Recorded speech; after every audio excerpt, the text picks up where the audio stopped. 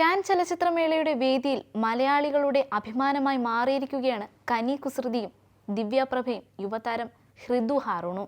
പായൽ കപാടിയ സംവിധാനം ചെയ്ത all we imagine as light എന്ന ചിത്രത്തിന്റെ ഭാഗമായാണ് കനിയും ദിവ്യയും റെഡ് കാർപ്പറ്റിലെത്തിയത്. 30 വർഷങ്ങൾക്ക് ശേഷം കാൻ ചലച്ചിത്രമേളയിലെ മത്സര വിഭാഗത്തിൽ പ്രദർശിപ്പിച്ച ഇന്ത്യൻ സിനിമ എന്ന പ്രത്യേകതയും ഈ ചിത്രത്തിനുണ്ട്.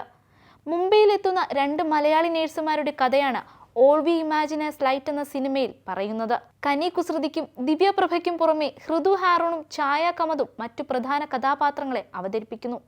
ഫെസ്റ്റിവലിൽ ഏറ്റവും മൂല്യമേറിയ അധികാരം ലഭിക്കുന്ന ഗോൾഡൻ പാമിനായി മത്സരിക്കുന്ന ചിത്രം കൂടിയാണിത്. സിനിമയുടെ പ്രദർശനത്തിന് ശേഷം ചിത്രത്തിലെ താരങ്ങൾ റെഡ് കാർപ്പറ്റിൽ അണിനിരക്കുകയായിരുന്നു. കാനിൽ മികച്ച നിരൂപക പ്രശംസ ചിത്രം നേടുകയുമുണ്ടായി. സിനിമ പൂർത്തിയായ ശേഷം കാണികൾ എഴുന്നേറ്റ് നിന്ന് 8 മിനിറ്റോളം കൈയടിച്ച് അണിയറക്കാരെ പ്രോത്സാഹിപ്പിക്കുകയുണ്ടായി. ഗ്രാൻഡ് ലൂമിയർ തിയേറ്ററിലായിരുന്നു പ്രീമിയർ സംഘടിപ്പിച്ചത്.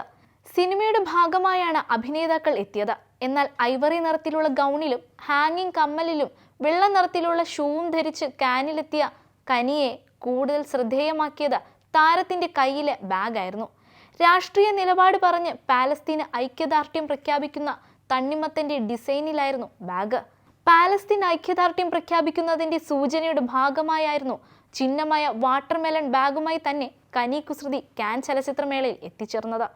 ഇസ്രായേൽ അധിനിവേശത്തിനെതിരെയുള്ള പ്രതിഷേധ സൂചകമാണ് തണ്ണിമത്തൻ. തണ്ണിമത്തന്റെ നിറങ്ങളായ ചുവപ്പ്, വെളുപ്പ്, കറുപ്പ്, പച്ച എന്നിവയാണ് പാലസ്തീൻ പതാകയിലുള്ള നിറങ്ങൾ. ലോകവ്യാപകമായി പാലസ്തീൻ അനുകൂല റാലികളിലെല്ലാം തണ്ണിമത്തന്റെ ചിത്രമുള്ള കൊടികളും ഫ്ലക്സുകളും ഇമോജികളും പ്രചരിച്ചിരുന്നു.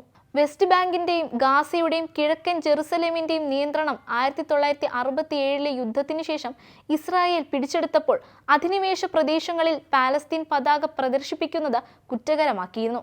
ഇത് മറികടക്കാനാണ് പാലസ്തീനികൾ തണ്ണിമത്തൻ ഉപയോഗിക്കാൻ തുടങ്ങിയത്. ബ്രൗൺ നിറത്തിലുള്ള ഔട്ട്ഫിറ്റാണ് ദിവ്യപ്രഭയുടേത്. ഐവറി നിറത്തിലുള്ള കുർത്തയും മുണ്ടുമായിരുന്നു ഹൃദു ഹാറൂണിന്റെ വേഷം. ചിത്രത്തിന്റെ പ്രദർശന ശേഷം ദിവ്യപ്രഭ, കനി കുസൃതി, ഹൃദു ഹാറൂൺ, ഛായ ഖദം എന്നിവർക്കൊപ്പം Ranbir Das, Julien Graff, Zico Maitra, Thomas Hakim എന്നിവരും റെഡ് കാർപ്പറ്റിൽ ചുവടുവെച്ചു. കാൻ മത്സരത്തിൽ സിനിമ പ്രദർശിപ്പിക്കുന്ന ആദ്യ ഇന്ത്യൻ വനിതാ സംവിധായികയാണ് കപാടിയ. അതേസമയം തന്നെ 3 പതിറ്റാണ്ടിനിടെ മത്സര രംഗത്തെത്തുന്ന ആദ്യ ഇന്ത്യൻ പ്രൊഡക്ഷൻ കൂടിയാണിത്. ഇന്ത്യയിലെ സർവകലാശാല വിദ്യാർത്ഥികളുടെ ജീവിതം അവതരിപ്പിക്കുന്ന ഡോക്യുമെന്ററിയാണ് a night of knowing nothing.